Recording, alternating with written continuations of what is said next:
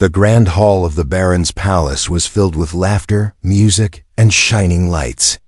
Rich aliens from many worlds stood in circles, sipping glowing drinks and sharing strange jokes. Tonight was a celebration. The great alien Baron had won. Another space war, and he wanted the galaxy to know it. In the middle of the room, on a high platform, stood the Baron himself. His long silver robe shimmered under the lights, and his golden mask hid his face, but not his pride. Then came the moment he had planned for weeks. He raised his hand. The music stopped. Everyone turned toward him. "My friends," the Baron announced loudly, "I have a gift for a special guest tonight. A human soldier, a survivor, a warrior." He looked to the side, and the crowd did too. A door opened. 2 guards wheeled out a small hover chair. Sitting in it was a young alien woman, slim, pale, with long white hair that fell over her face. Her body was still. Her arms and legs did not move. Her head tilted slightly to the side, like a broken doll. Gasps filled the room. "Meet my daughter," the Baron said with a smile. "Paralyzed, useless, broken. I give her to our human guest. As a pet, perhaps." His laughter rang through the room. The crowd joined in. Some laughed softly. Others laughed loudly. All except one. A tall human stood at the edge of the room near the pillars. He wore simple dark armor and had short black hair. His name was Ray Carter, a soldier from Earth who had seen too much death to find this joke funny. He walked slowly toward the Baron. "What's this?" Ray asked, his voice calm. "My daughter Zira," the Baron replied proudly. "Her mind is silent, her body is useless. She is no more than a statue, but she's still royal blood. I thought you might enjoy her." The crowd laughed again. Ray didn't smile. He looked at Zira closely. Her eyes were open. Not wide, not moving fast. But they weren't empty. She was awake. Ray stepped closer. He knelt beside her chair. For a moment, no one spoke. Her eyes, they were watching him, very slowly, without moving her head. She blinked. Once. Ray reached out gently and brushed a strand of hair away from her face. "You're not a joke," he whispered. He stood up, turned to the Baron, and said, "I accept your gift." The room fell silent. The Baron tilted his head. "You do?" "I do," Ray said firmly. "I'll take her." The crowd didn't laugh. This time, they just stared. One alien woman whispered, "Is he serious?" A warrior from the Creel race snorted, "Let him have her. He'll get tired in a week." Ray ignored them. He walked to the hover chair's control panel and carefully took over. As he wheeled Zira out of the hall, a soft hum filled the room again. The music started back, but something had changed. The joke had not gone the way the Baron expected. Outside, under the twin moons, Ray paused by his ship. The night was quiet. Cold wind blew gently across the stone landing pads. Ray turned to Zira. "I don't know why your father gave you away. Maybe he thought you couldn't feel. Maybe he thought you were nothing." He looked into her eyes again. "But I saw something." Zira blinked once. Ray's heart jumped a little. Was it just random, or was she responding? He slowly held out his hand near hers. "If you can understand me, try to move." She didn't move, not at first, but then, very slightly. Her smallest finger twitched. Ray froze. He knelt down, his eyes wide. "That was you, wasn't it?" Another blink. Once, a single tear slid down Zira's cheek. Ray gently wiped it away. "I don't care what anyone says," he whispered. "You're not broken. You're alive. And I promise, I'll never throw you away like they did." He activated the ramp of his small starship and guided her inside. As the ship lifted into the night sky, Zira's eyes stayed open, watching, thinking, waiting. Inside her silent body, a storm was waking, and Ray Carter had just made the most important choice of his life. The ship drifted silently through space. Stars shining outside like cold fireflies. Inside, the cabin was quiet, too quiet. Ray Carter sat in the pilot's chair, eyes locked on the black void ahead. But his mind wasn't on flying. It was on the girl sitting behind him. Zyra, the alien girl in the hover chair, paralyzed, silent, given to him as a cruel joke. But she wasn't a joke. She was awake. She had blinked, and last night, her finger had moved. It was small, tiny, but to Ray, it was louder than a scream.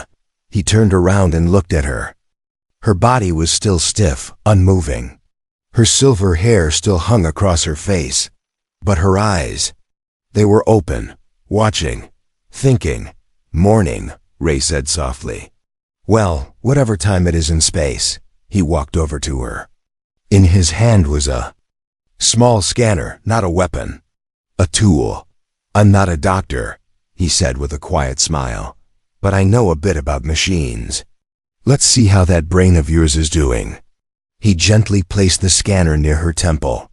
The screen lit up with data waves, pulses, sparks. Ray frowned. This can't be right. He tapped the screen.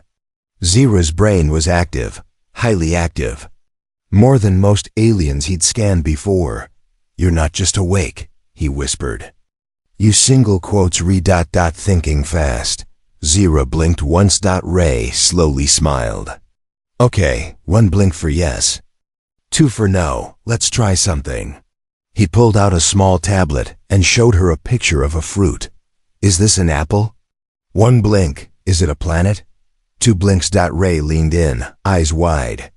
You really do understand me. She blinked once. A bit quicker this time. Ray stood back, stunned. Your father lied. You're not broken. You're trapped. He sat beside her chair, heart racing. Zyra, do you want to talk? I mean not with your mouth, obviously but to communicate. 1. Blink. Ray grinned. Okay, then let's build you a voice. Later that day, Ray worked in the back of the ship, surrounded by wires, screens, and tools. He didn't sleep, didn't eat. Just built. He created a small light panel and placed it near Zyra's eyes. It connected to a voice chip. Each blink would trigger a sound, then a word. When he finished, he sat beside her again, holding his breath. You ready? She blinked once. Ray activated the device. A robotic voice spoke softly from the panel. Yes. He laughed, actually laughed. Zyra, you just spoke. She blinked twice. No. Ray raised an eyebrow. No. She blinked once. Then again. Yes, no, he chuckled. Okay, I guess that counts. But then the lights blinked red. Proximity alert. Ray jumped to the cockpit. A small ship was trailing them. No ID, no communication. Pirates? He muttered. Zyra blinked fast behind him. He ran back. You okay? She blinked 1, then 2, then 1 again. Yes, no, yes. Ray grabbed the tablet. Zyra, is that ship following us for you? She blinked once. Then once more. Ray froze. Your father, he's not done with you, is he? Blink. Yes. Ray turned back to the controls. Then we're not safe. Not yet. He punched in a new course. A hidden moon base nearby, a place he once used for repairs. Zyra blinked a strange rhythm, now faster, patterned. Ray noticed. Wait. Are you trying to tell me something more? He stared at her blinking pattern. Then he realized. It wasn't random. It was code. Zyra was using old war code, something only high-level military officers knew. Ray slowly translated it in his head. He put a tracker on me. Ray's blood turned cold. He ran back to her chair and scanned every inch. And then, under the seat panel, he found it, a tiny black device, pulsing. He yanked it out and crushed it beneath his boot. Not anymore, he said, breathless. No. More watching, no more control. He looked at her. You're not just smart, Zyra. You're brilliant. Zyra blinked once. Ray sat beside her, serious now. Tell me everything. We've got time and I'm listening. She blinked slowly. The light panel glowed. Secret, trap, father, lie. Ray leaned forward. A chill ran through his chest. This wasn't just about a gift. This wasn't about cruelty. The Baron gave Zyra away, not because she was useless, but because she knew something that could destroy him. And now she was in the hands of the one species in the galaxy that didn't play by the Baron's rules, a human. The lights were dim, the ship was quiet. But inside the control room, something incredible was happening. Zyra, paralyzed, silent, still was solving a puzzle, not with her hands, not with her voice, but with nothing more than her eyes. Ray Carter watched in disbelief as a set of blinking lights responded to Zyra's gaze.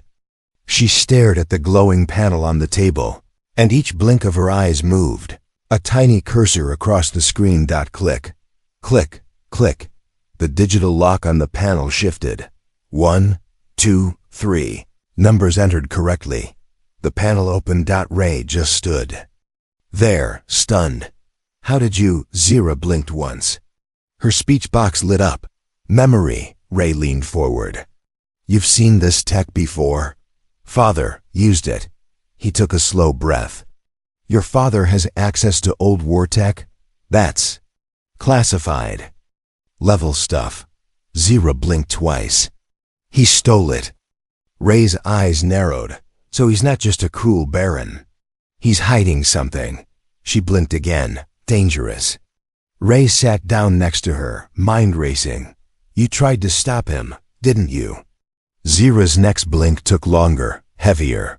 Her voice chip replied, Tried. He punished me. Ray's chest tightened. He looked at Zyra not as a broken girl, but as a brilliant prisoner, punished for knowing too much. No one listened to you, Ray whispered. They just called you broken. But you were never broken. You were silenced. She blinked once. Yes. Ray stood up and started pacing. You said he stole war tech. Do you know what he's planning? Zyra began blinking quickly again, this time in full code. Her eyes moved like fire, calm but sharp, fast but precise. Ray grabbed the tablet, translated it in real time. He is building a mind weapon, old alien machine. It uses thoughts, turns ideas into destruction. Only I knew how to stop it. Ray nearly dropped the tablet. He's going to use it against Earth. Isn't he? Zyra blinked once. Ray muttered, No wonder he gave you away. If the galaxy knew you could stop him. He looked up. You're the most important person in this sector, Zyra. And they all think you're just a gift. She blinked once more. You believed me. Ray smiled a little. Yeah, and I don't regret it. Then the ship's alarm beeped again. Ray checked the screen. No enemy ships. Just a warning. But the warning wasn't about space.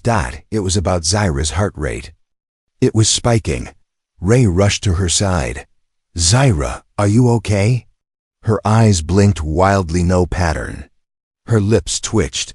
He activated the scanner. Her neural feedback's in overdrive. Too much activity. He quickly injected a stabilizer.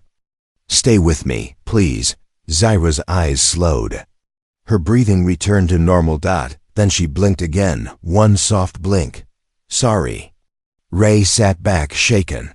Don't apologize. You're trying to do too much. You've been alone with this secret for too long. She blinked once. He paused.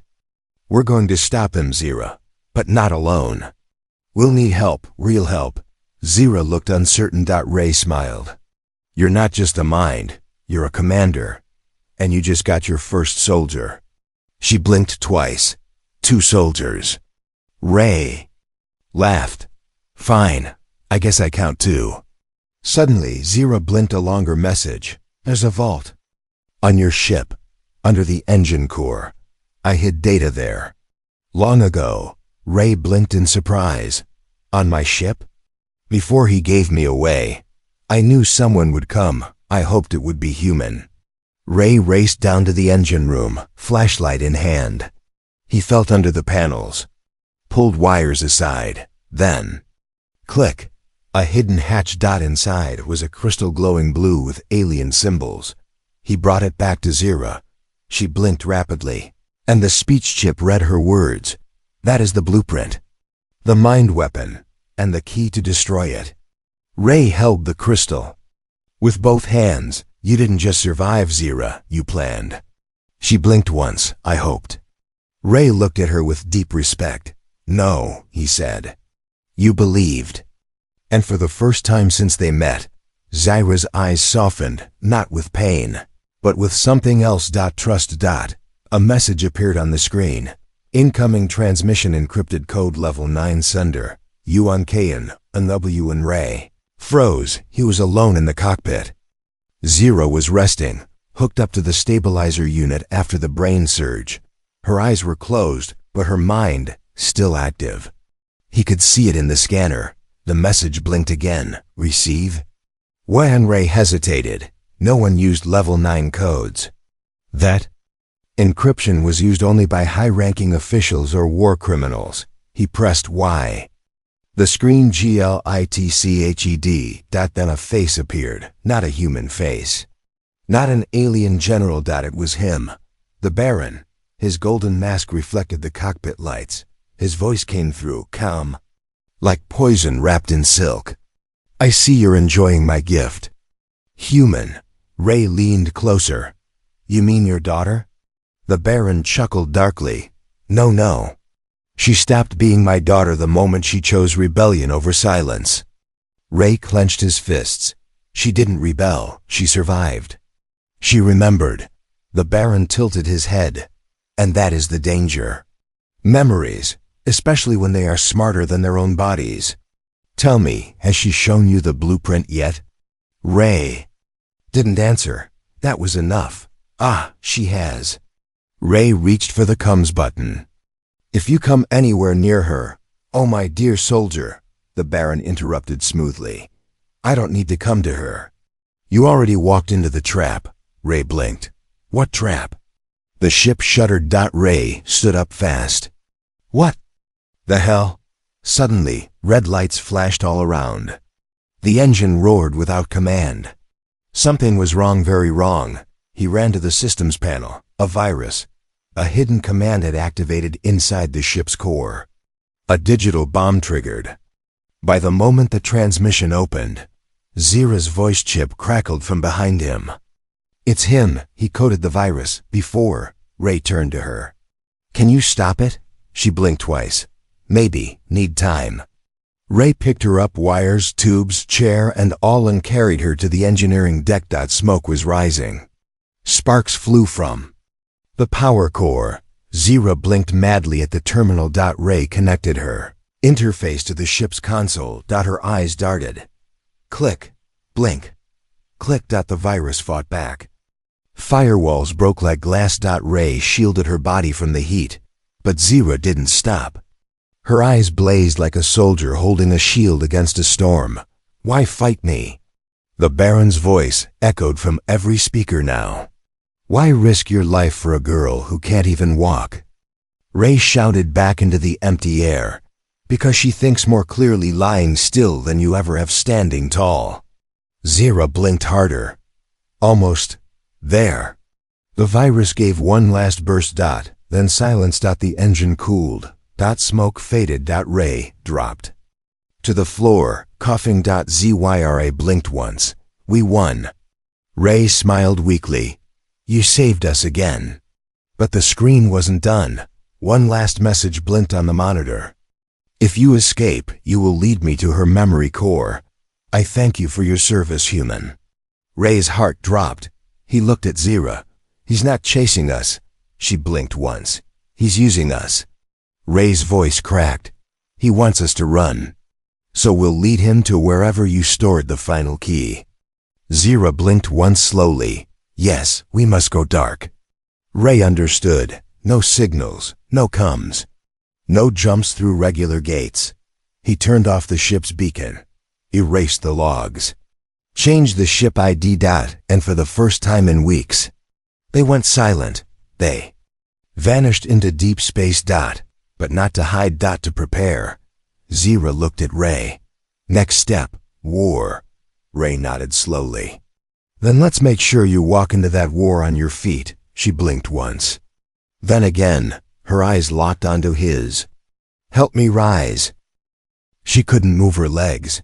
She couldn't lift her arms. But today Zira was ready to fight. The ship floated silently in a hidden asteroid field. Every system was dark. No signal. No light. Just shadows and silence. But inside something brighter than any weapon was waking up. Her mind. Zira blinked through a new interface Ray had built. It responded faster than anything before. Words formed on a screen. Her thoughts flowed like fire in a frozen world. Ray sat beside her, adjusting wires, checking vitals. His eyes looked tired, but focused. You sure you're ready for this? He asked quietly. She blinked once. Yes, begin. Ray nodded. Okay, exosuit activation in 3, 2, 1. A soft hum filled the room. The machine Ray had spent the last 2 days building clicked to life. It wasn't just armor. It was a body one Zira could wear. Built to her shape. Thin, light, neural linked. It wrapped around her like second skin. This was her chance to move again. Not by accident, not by twitch, but by will. Zira blinked the start sequence. Her fingers twitched. Her arm moved, just slightly. Ray jumped back in shock. Zira! You did it! She blinked once. Her fingers clenched fully. She lifted her hand. Zira had never lifted her hand in years. Ray knelt beside her. You're doing amazing. The suit responded more as she blinked more. Each signal grew stronger. By the 10th minute, she stood, wobbling, slow. But standing. For the first time, Zira was on her feet. Just then, the warning light flared red. A ship had entered the asteroid field. Ray rushed to the console. They found us? How? Zira blinked once. He sent mercenaries. The screen showed the ship vast black, no markings. Aboard were raiders, not military. Not bounty hunters. Worse. Ghost mercs. They didn't care about laws. Only money. Ray grabbed his blaster. I'll stop them at the airlock. Zira blinked fast. Her speech panel lit up. No, I will. Ray stared at her. Zira, you just learned to stand. She blinked once. Enough to aim. She moved slow, focused. The exosuit followed her thoughts. Ray handed her a stun blaster. You don't have to, I want to. Footsteps echoed down the hallway. The mercs were inside. Ray raised his weapon. Zira stood beside him, legs shaking, arms heavy but her eyes locked ahead like steel. The first merc turned the corner, tall, armor-clad, carrying a laser axe. Ray raised his gun, but Zira fired first. Direct hit. The merc collapsed with a scream. Ray turned in shock. Zira's arms were trembling but steady. More came. She fired again. And again. Every shot perfect. They fell back confused. Who the hell is that? One shouted. That's the gift the Baron gave away? Another yelled. Ray smiled under his breath. Yeah, she's not a gift. She's the one who's going to end him. Zira took cover behind a wall. Her breath was heavy. Her legs started to give out. Ray grabbed her before she fell. You've done enough, he whispered. Zira blinked. No, not until we're free. Ray carried her back to the cockpit as the remaining raiders fled. He sealed the doors and locked the ship. No more danger for now. He set Zira gently into her hover chair. Her hands were still slightly moving. The exosuit was still connected. He knelt in front of her. Zira, you were incredible. She blinked once, then once again. I protected you. Ray nodded. Yes, you did. She blinked again, slow this time. Not weak anymore. Ray looked into her eyes. You were never weak. Zira blinked the final message of the night. Next time I walk into battle. Zira wasn't sleeping. She was calculating. Her body rested in the hover chair, still hooked to Ray's makeshift support system. But inside her mind, Thousands of numbers, maps, and ship blueprints moved like stars across a battlefield. Ray was asleep in the corner, finally exhausted. But Zira, she was wide awake. She had spent years locked inside her own body, silently watching, learning, remembering. She knew how the Baron thought, and she knew what he would do next. Zyra blinked once. Her new neural chip activated. A quiet hum responded. She accessed the stolen crystal, the one she had hidden under the ship long ago. The ship's console lit up in response. Ancient weapon core, encrypted user, Zira Viren, authorized, maps, unfolded across the screen, coordinates, weapon systems, weak points, flaws. Ray stirred in his seat. Zira. She didn't turn. She blinked again. The ship's eye woke.